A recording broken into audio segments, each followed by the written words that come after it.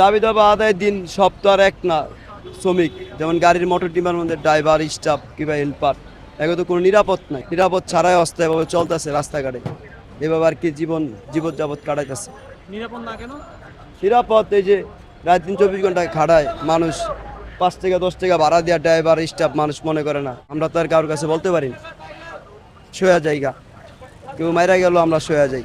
শান্তি, এটা সন্তুষ্ট একটা সমাধান যদি দিতে পারতো সবাই, নিরাপদ যে স্টাফ ড্রাইভারকে কোনো কেউ গালি দিবা না, যাদের সাথে কোনো আচরণ কীভাবে ব্যবহার দুর্ব্যবহার করবা না, গায়ে হাত দিবা না।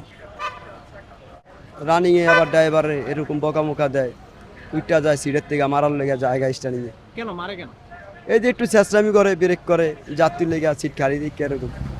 নাহলে তো তেলের টাকা উড়াইতে পারবো না, মহাজন টাকা পাইব না।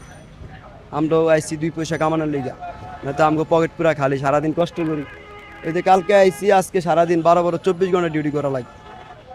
একদিন পর একদিন ডিউটি, যদি 500-1000 করে না নিতে পারি তাহলে তো পুরা জিরো। আমাদের দাবি হইল, মনে করেন শ্রমিকরা যেই মূল্যায়নটা পাওয়া দরকার সেই মূল্যায়নটা পাইতেছে না। আন্দোলন যাওয়ার ইচ্ছা থাকলে উপায় নাই, কারণ গাড়ি বয়ে রাখলে পারে চাকরি থাকে না। আমাকে তো মালিক মনে করেন বেতন দেয় না ঠিক মতো টাকা পায় না, সংসার চলে না। আমি তো বই খামো, আমার একদিন বই থাকার মতো কোনো ক্যাপাসিটি নাই। গাড়ি চালাই দিন শেষে 500 টাকা পাই, 600 টাকা পাই, এটা দিয়ে চলে না ভাই, বুঝছেন? আমরা মহাজনের কাছে জিম্মি হয়ে আছি। কেন জিম্মি কেন? জিম্মি কেন? আমি একদিন বই থাকি আজকে, আমার পরের দিন গাড়ি দিব না, তো আমি এখন কি করতাম? আমার বাধ্যকতাই তো হইতেছে। ছেড়ে দিমু, কিন্তু সেই যে ছেড়ে দিলে পারে একটা কিছু করুম, সেই জিনিসটা আমার কাছে এখনো সেই সুবিধাজনক কিছু পাইতাছি না। এসি এখন গাড়ি মালিকরা বন্ধ রাখে বা শ্রমিক, এখন আমাদের আগে পরে গাড়ি বাইরে হইতেছে, শুনছি যাত্রীর চাপ, ছুটির মানুষ কষ্ট করবে, এই জন্য আর কি বেরোইছি।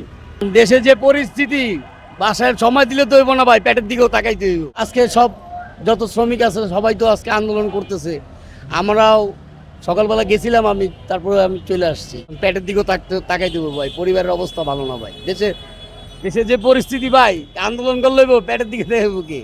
ডক্টর ইনুস্তর খাওয়াইতেছে না ভাই, দেশটা সুন্দর মতো চলুক, এটাই ভাই, আর কোনো দাবি নেই। আমাদের কর্ম করতে হবে, কর্ম হইলে আশা করেন যে রাস্তাঘাটে আমাদের কর্ম যদি না করি তাহলে আমরা চলবো কীভাবে মনে করেন। এই জন্য আমরা গাড়ি চালাইতে হবে। খারাপ ব্যবহার করলে কিছু করার আছে? কি করবো বলেন?